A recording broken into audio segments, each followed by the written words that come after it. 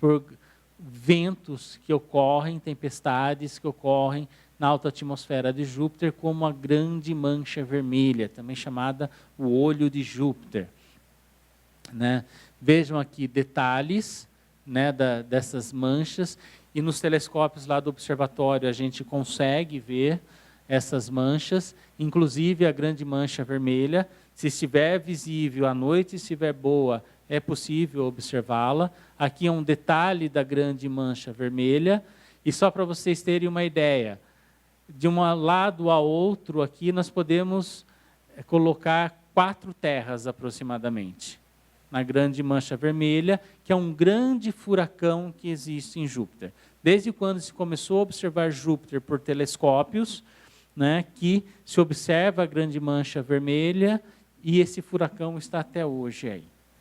Tá bom? Sempre se acreditou que Saturno tivesse anéis, mas nós sabemos que Júpiter, Urano e Netuno também os possuem. Só que são anéis muito finos, formados principalmente por uma poeira escura, por isso que nos telescópios não é possível observá-los. Somente com sondas espaciais é que é possível observar os anéis aqui de Júpiter, no caso. As 4 maiores luas de Júpiter, que foram vistas por Galileu Galilei em 1610, são chamados satélites galileanos ou luas galileanas.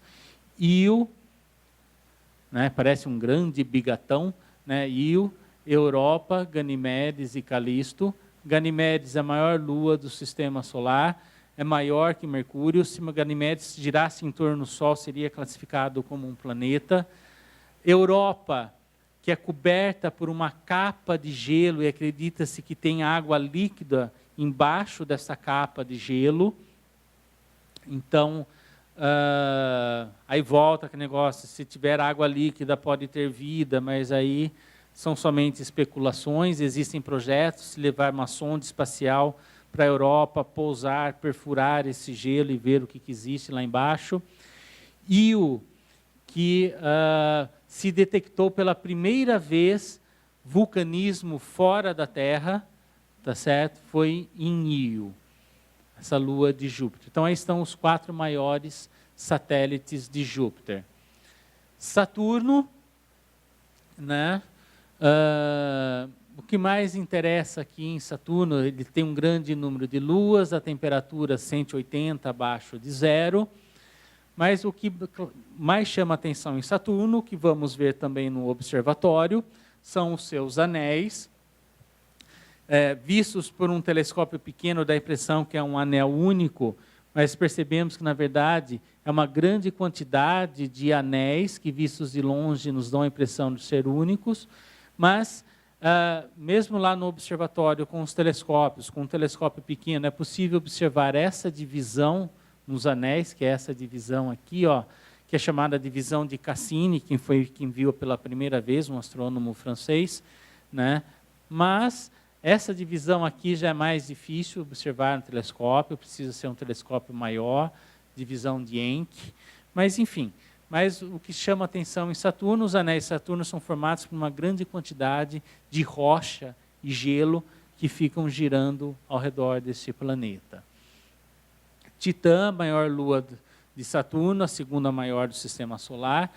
Uma lua que possui atmosfera, e uma atmosfera com certas características semelhantes à que a Terra tinha no passado distante. Essa atmosfera da Terra não é a atmosfera original da Terra. A atmosfera original da Terra era bem diferente na composição química da que nós temos hoje. E acredita-se que a atmosfera de Titã seja uma atmosfera relativamente semelhante ao que se tinha na Terra. Por isso que Titã é uma lua muito estudada, tem-se muito interesse em Titã. Quando a sonda Cassini foi até Saturno, uma parte da Cassini se desprendeu, a Huygens, foi até Titã, né, chegou a pousar na superfície, né, se perdeu o contato depois, mas quando ela estava descendo, ela fotografou a superfície de Titã, viu que existiam lagos de metano e assim por diante. E, novamente, especula-se da questão da vida, né? Mas são somente especulações. Urano não tem muita coisa para ser falada, a não ser que Urano foi o primeiro planeta a ser descoberto, né? Vamos lembrar, Mercúrio, Vênus, Marte, Júpiter e Saturno sempre foi observado, né, a olho nu e com telescópios, no início, quando surgiram os telescópios, mas esse cara aqui foi o descobridor de Urano, William Herschel, um músico alemão naturalizado inglês, que nos momentos de folga de seus concertos, Herschel tem concertos, se vocês quiserem escutar concertos de Herschel, vão no YouTube e coloque Herschel, concertos, música, vocês vão escutar composições feitas por Herschel. Herschel foi um grande observador do céu, o cara era um computador, tinha um computador na cabeça, um estelário na cabeça, né? O cara conhecia tudo, e por isso que ele conseguiu identificar Urano. Tá certo? Observando uma posição no céu, né, ele viu que ele não tinha visto aquele astro lá, não se lembrava de ter visto, ele foi acompanhando, aí viu que esse astro se movimentava em relação às estrelas, e aí descobriu Urano. Outro fator interessante, Urano, são os anéis, como eu disse que Urano tem, e vejam aqui, ó, cada planeta tem o seu eixo de rotação com uma certa inclinação em relação ao plano de sua órbita. Veja, Mercúrio tem inclinação praticamente zero. A Terra, 23 graus e meio. Júpiter também é muito pouco de inclinação. Vejam Urano, o eixo de rotação em relação ao plano da órbita. É como se ele girasse deitado na órbita. Tá? O eixo de inclinação é bastante... o eixo de rotação está bastante inclinado, né? Aqui Herschel, né, com a sua irmã, também ajudava nas observações. Se me falha a memória, é a Caterine que ela chamava, né? Netuno. Netuno, também não tem muito o que falar de Netuno. Vejam a temperatura lá em Netuno, 220 abaixo de zero, a gente mal consegue conceber isso daqui, né? Em Netuno também existe um grande furacão, é onde nós vamos encontrar os ventos mais violentos no sistema solar, quando se fala em planetas, né? Aqui essa grande mancha em Netuno. Aqui também, né, para destacar melhor os anéis de Netuno, né? Se provocou um eclipse artificial, para se destacar aqui os anéis em Netuno. Alguma dúvida dos planetas? Curiosidade? Dando sequência aos asteroides, o principal cinturão de asteroides é esse que fica justamente entre a órbita de Marte e Saturno, né? Onde está Ceres, o maior asteroide conhecido, foi por muito tempo o maior asteroide conhecido.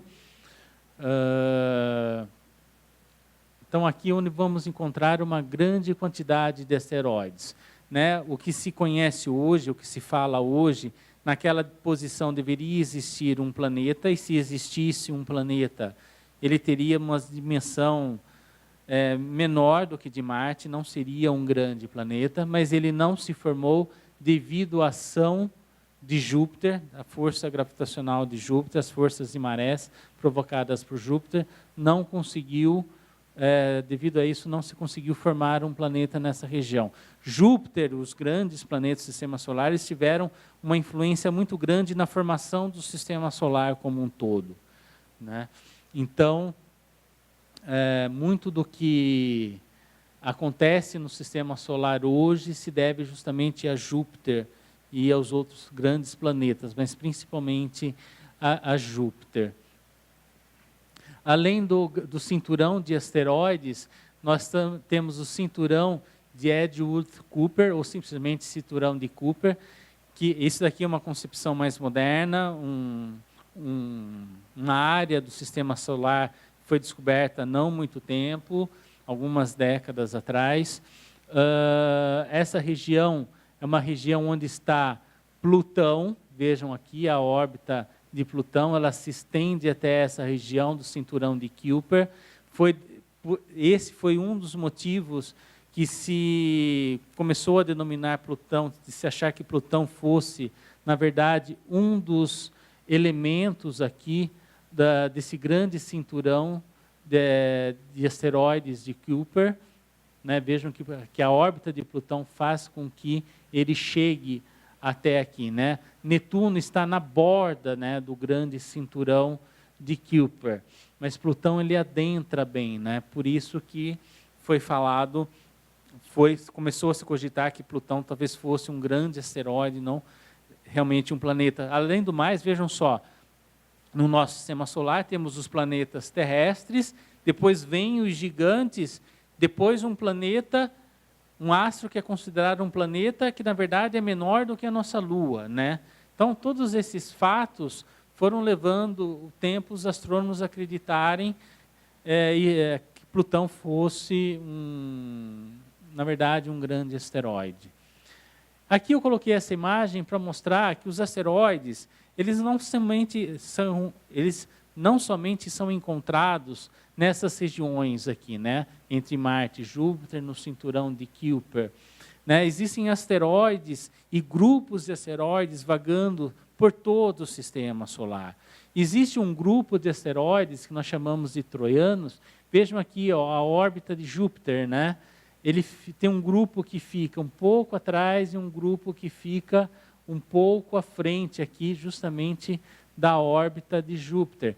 Tem o grupo Amor, enfim, são vários asteroides isolados que ficam aí vagando por todo o sistema solar.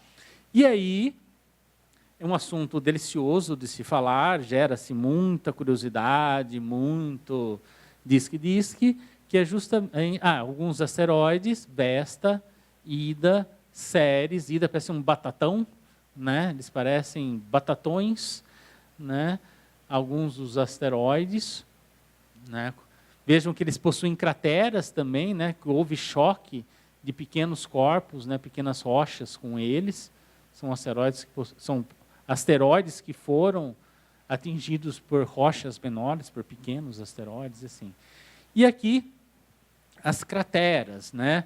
Que são os resultados das quedas de cometas e asteroides aqui na superfície da Terra e na Lua, e em outros planetas, né? Aqui na Terra nós não vemos uma grande quantidade de crateras, justamente porque aqui na Terra existe uma atmosfera, e essa atmosfera ela é muito dinâmica, e com isso nós temos os ventos, as chuvas, os oceanos, o movimento das placas tectônicas, que tudo isso daí fez com que, com o tempo, as crateras fossem se desmanchando, fossem sumindo. Mas aqui ainda podemos encontrar na Terra, em algumas regiões, crateras. Por exemplo, aqui uma famosa nos Estados Unidos, né, a cratera do meteoro nos Estados Unidos, essa cratera Pingualuit, no Canadá, a cratera do lago da cratera Lunar, que fica na Índia. Veja, aqui é um lago, quando você vai imaginar, isso daqui é uma cratera, né? Então foi visto por um satélite e os estudos mostraram depois que esse lago foi formado pela queda. Está sobrando grana, isso é bom, né? Formado por uma cratera. Mas existem. Tem um estudo que mostra na represa Billings, aqui em São Paulo, né, que ali também é uma região, na verdade, lá é uma grande cratera que existe. Enfim, né? Mas as crateras são formadas por rochas, por grandes rochas, asteroides ou cometas, que caem aqui na Terra, né? Aquele asteroide que há 75 milhões de anos, que causou a extinção dos dinossauros, e etc, etc, etc. Foi lá na península de Yucatán. Realmente causa um estrago, existem filmes que mostram, né, simulações que mostram isso daí.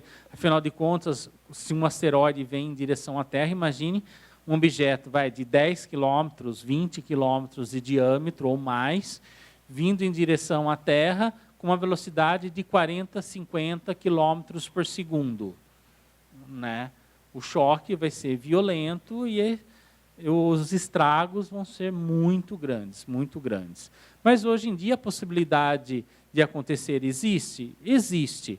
Por isso que existe um grupo que constantemente está monitorando os asteroides aí, descobrindo. Os grandes não são nem os problemas, né?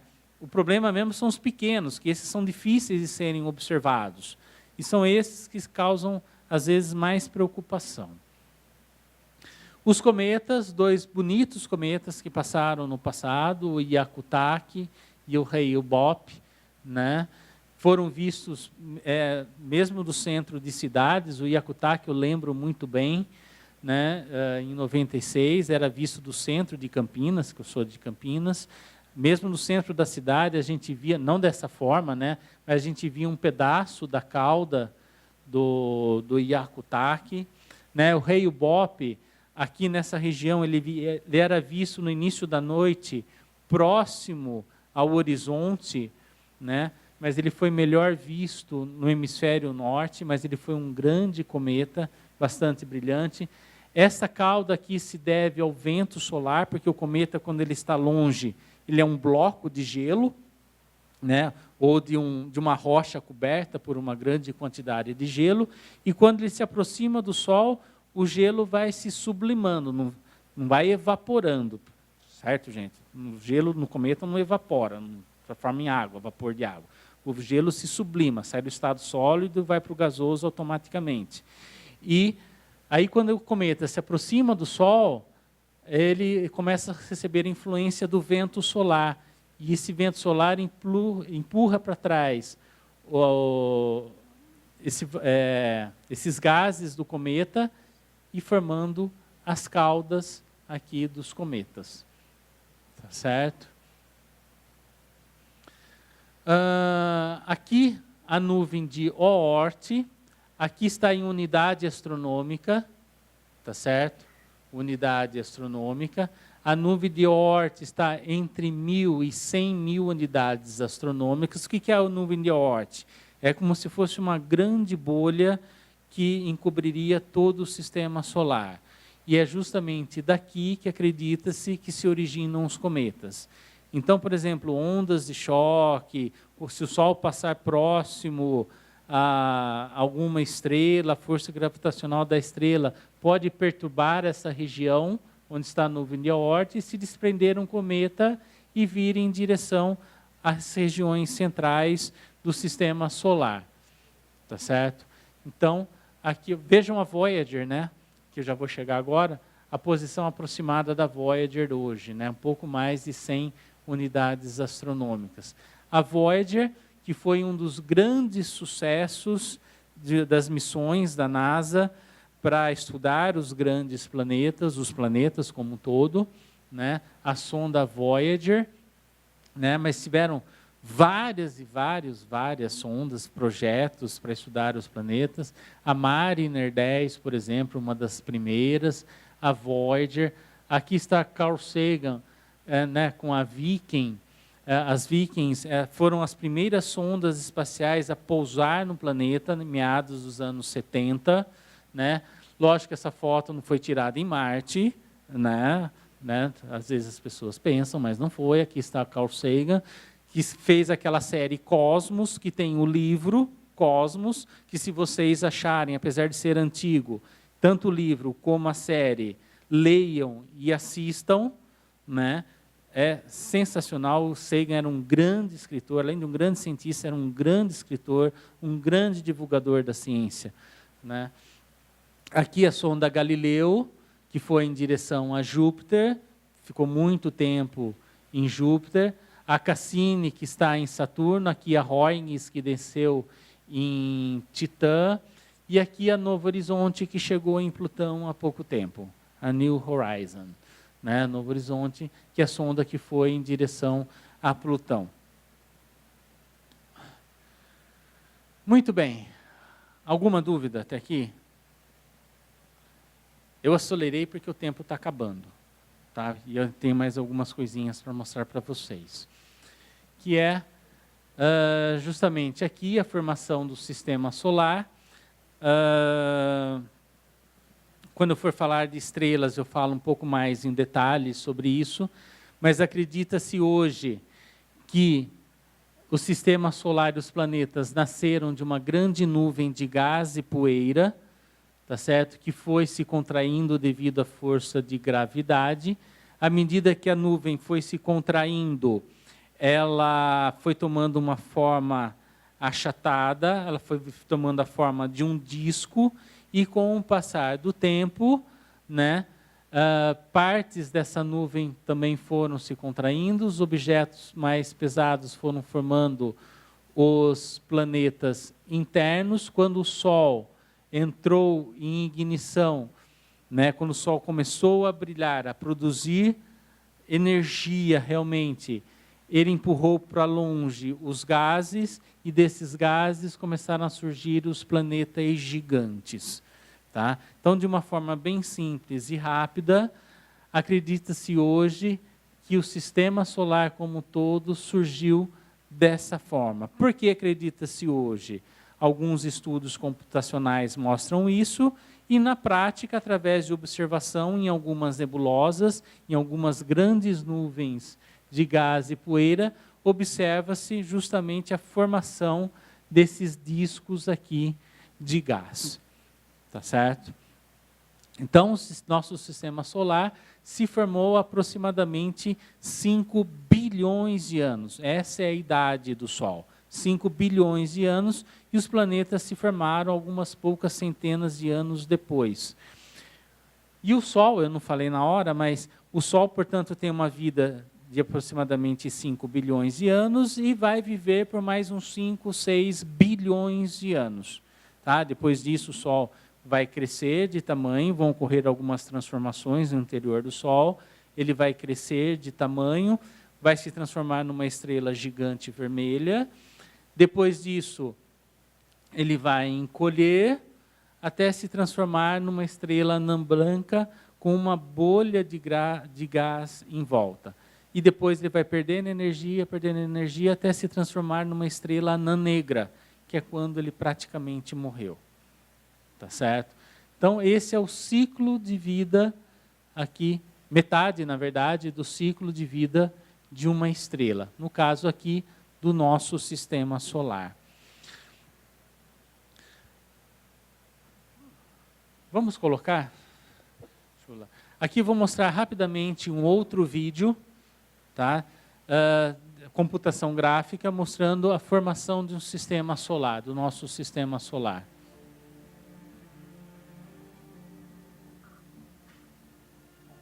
Tem legenda aqui, tá, gente? In the past few decades, our spacecraft have visited many exotic locations in the solar system,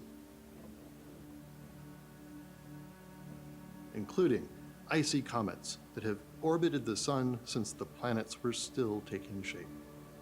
É português de Portugal, viu? We have explored relatively tiny asteroids, ancient rubble piles held together by weak gravity. And we have found that the largest asteroids resemble the building blocks of planets themselves, all of which suggests that these objects offer clues to how the planets formed. And we have even found evidence for a violent rearrangement of the planets. Computer simulations allow us to reconstruct the formation of our solar system 4.6 billion years ago. We use the laws of physics to create these virtual experiments in order to figure out how planets took shape. After the sun ignited, most of the material around it had flattened into a disk of gas and dust. We can zoom into a simulation of a portion of the thin disk, a small piece of the universe in a box.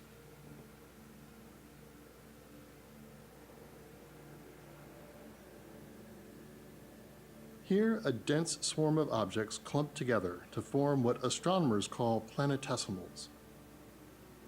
This simulation addresses how planetesimals form from much, much smaller particles, the size of pebbles. Pulled together by gravity, some planetesimals formed the planets, while others became asteroids and comets and dwarf planets. As the planets accreted, they carved out gaps in the disk, but the solar system remained quite cluttered.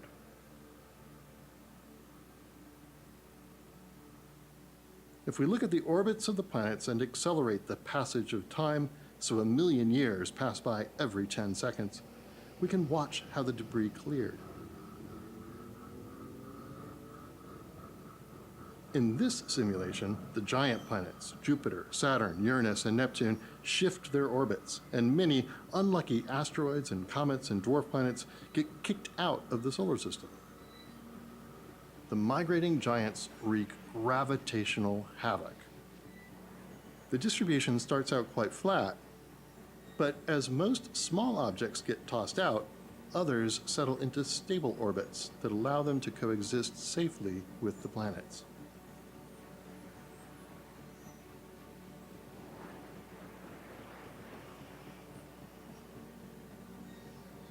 But their orbits aren't as flat as the original solar system.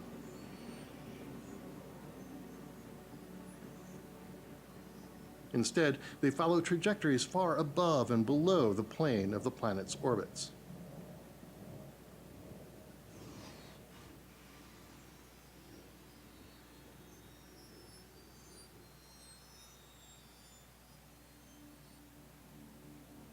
Today, the orbits of Pluto and other Kuiper Belt objects show exactly this pattern. The tiny icy worlds that inhabit the outer reaches of the solar system provide evidence for an ancient interplanetary transformation. Então, foi mais ou menos, né, dessa forma que apareceram os planetas, as luas, os asteroides e assim por diante. Foi mais ou menos assim, então, que acredita-se que o sistema solar se formou.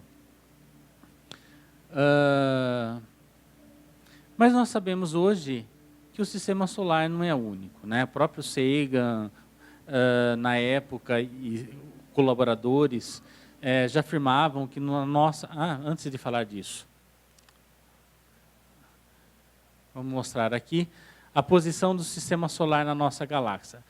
Essa daqui é uma imagem de uma galáxia que acreditamos ser muito parecida com a Via Láctea, né? Estudando o movimento das estrelas, a distribuição das estrelas no céu, chegamos na conclusão que a Via Láctea tem este formato aqui, ó, uma galáxia espiral, né, com núcleo, onde saem braços espirais do núcleo.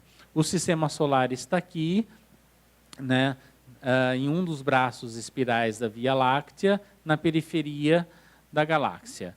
Tá certo? Só para vocês terem uma ideia do tamanho da Via Láctea, né, um raio de luz caminhando a 300 mil quilômetros por segundo demora aproximadamente 100 mil anos para atravessar toda a Via Láctea.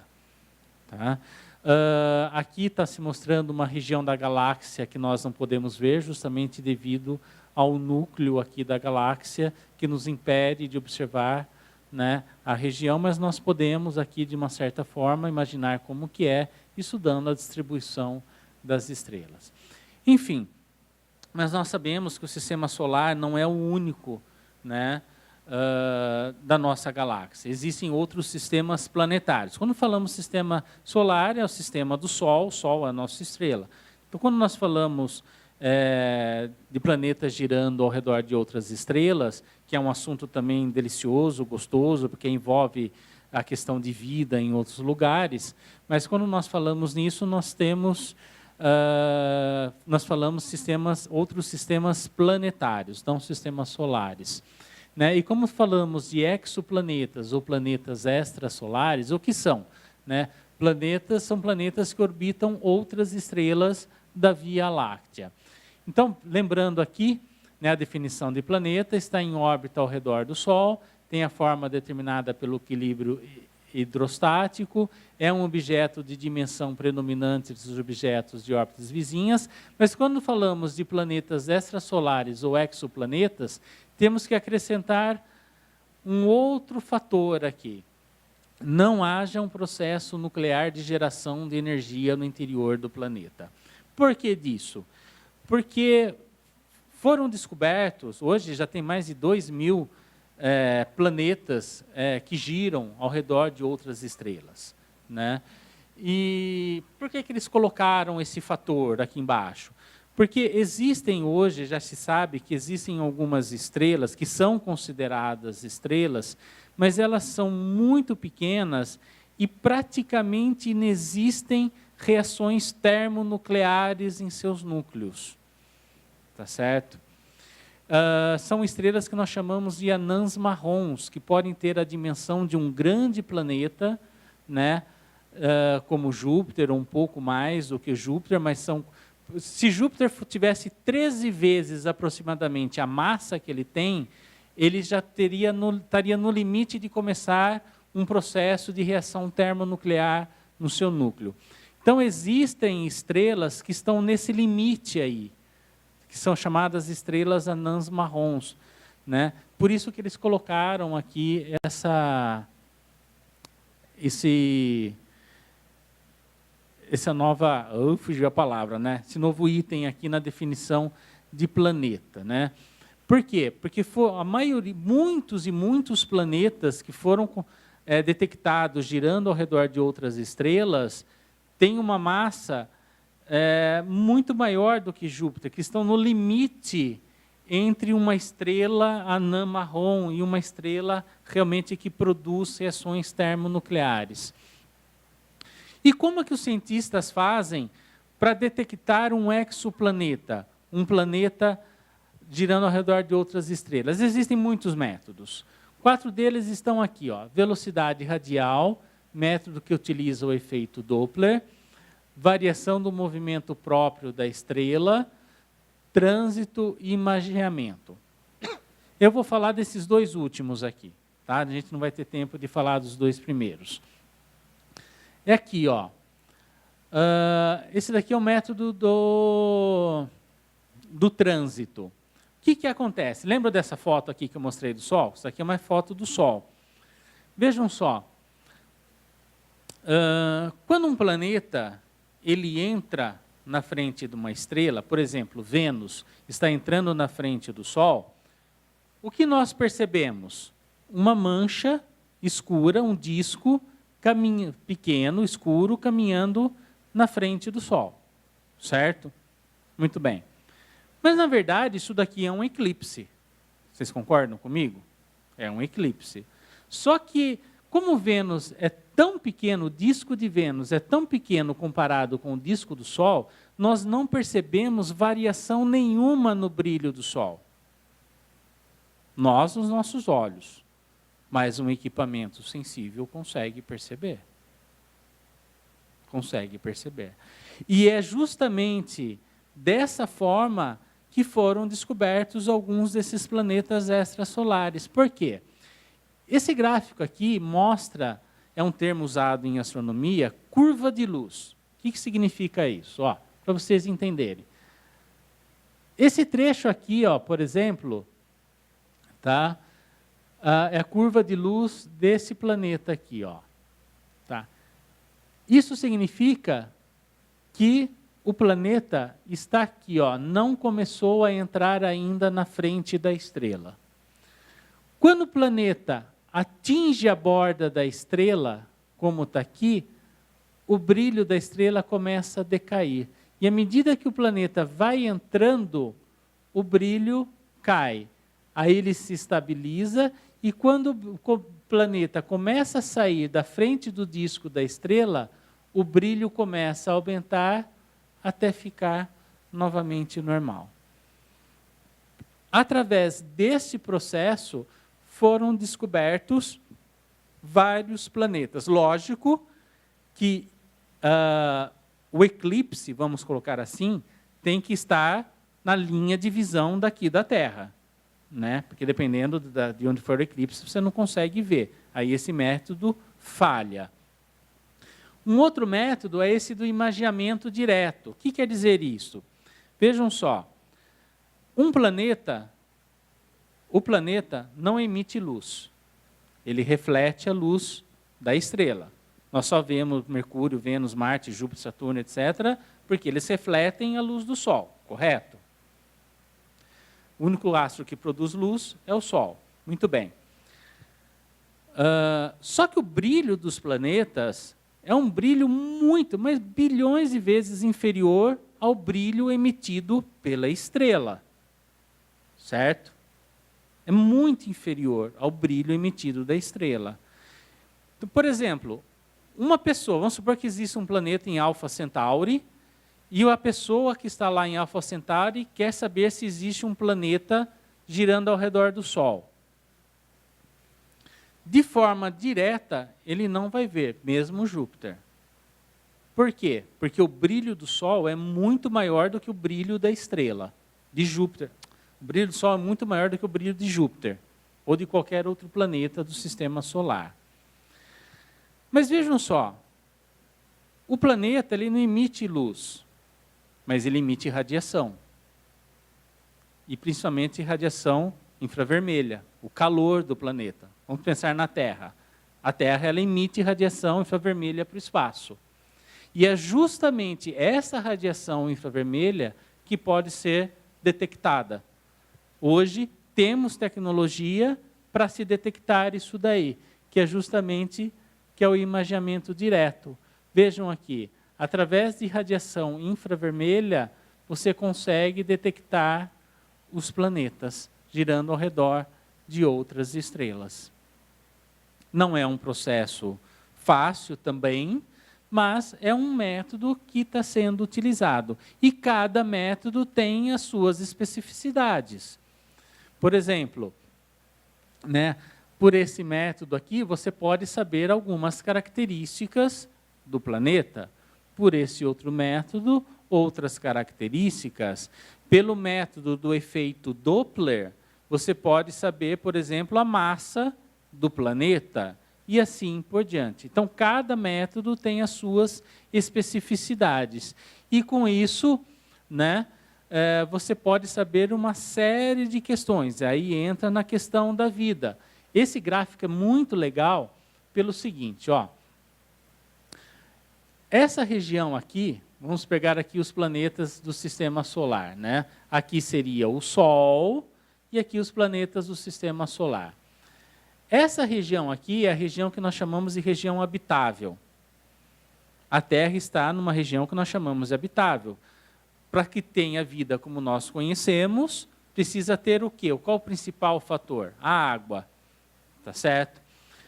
Mas vejam que dependendo de como for a estrela, uma gigante branca, azul, uma estrela azul, uma alaranjada ou vermelha, essa curva da zona habitável ela se modifica. Para uma estrela gigante azul ou branca, como ela produz muita energia, a zona habitável ela se estende mais para longe da estrela. Para uma estrela vermelha, a zona habitável ela tem que estar mais próxima à estrela. Vejam aqui que Marte está próximo à zona habitável para ter água líquida. Vênus está próximo também, mas Vênus tem algumas características que o fazem não ter vida. E esse gráfico também eu achei muito legal, que mostra o quê? Muitos dos planetas já descobertos. E o que é legal nesse gráfico? É o seguinte, vejam aqui, ó, distância orbital em unidades astronômicas. E essa daqui é a massa dos planetas. E esses daqui os planetas conhecidos. Vejam só, uma boa parte dos planetas descobertos são planetas próximos ao tamanho e massa de Júpiter, e tendo uma distância da estrela a mesma distância de Júpiter. Outros tantos, vejam só, são planetas que estão próximos à estrela, menos de uma unidade astronômica da estrela, menos de 150 milhões de quilômetros da estrela. Então, por aqui, vejam, todos os planetas possuem uma massa maior que a Terra. Concordam? uma massa maior do que a Terra. E todos, ou pelo menos a grande maioria, estão aqui, próximos aqui à órbita da Terra e muitos próximos à estrela das quais eles giram. E vejam aqui, ó, grandes massas, planetas muito massivos, estando próximos à estrela. Com a descoberta dos exoplanetas, ou os planetas extrasolares, mudou completamente a visão da formação de um sistema planetário que nós tínhamos. Porque qual que era a nossa visão do sistema solar? Mais próximo ao Sol são os planetas rochosos. Mais distantes são os planetas gigantes gasosos. Com isso daqui vemos que mudou completamente. Vejam que existem planetas maiores do que Júpiter, né? Bem maiores do que Júpiter, mais massivos do que Júpiter, girando próximos a menos de uma unidade astronômica, né, da estrela. Então, tem que se rever como que se forma, qual que é o mecanismo real de formação de um sistema planetário. O que faz com que um planeta 4, 5, 6, 7 vezes, 10 vezes maiores do que Júpiter, fique próximo à sua estrela. Muito próximo, onde estaria Mercúrio, por exemplo. Né? Gente, e aqui são os candidatos a planetas, né? Aqui também é um gráfico legal, né? Tendo a Terra como modelo e considerando a Terra o modelo ideal para ter vida como nós conhecemos, considerando a Terra tendo um valor 1, né? Vejam esses planetas aqui, ó. Vejam Kepler 62e. Ele é planeta muito próximo, né, de 1, portanto, muito próximo a ter condições de vida como nós conhecemos. Então, esses aqui são os planetas mais conhecidos, né, fora do sistema solar, que podem ter aí condições de ter vida. Tá? Kepler, Gliese 581G, são chamadas de superterras, né, porque são planetas 2, 3 vezes maior do que a Terra. E aí, enfim, gente. Então, valeu. Vejam que é muita informação, né? É muita informação.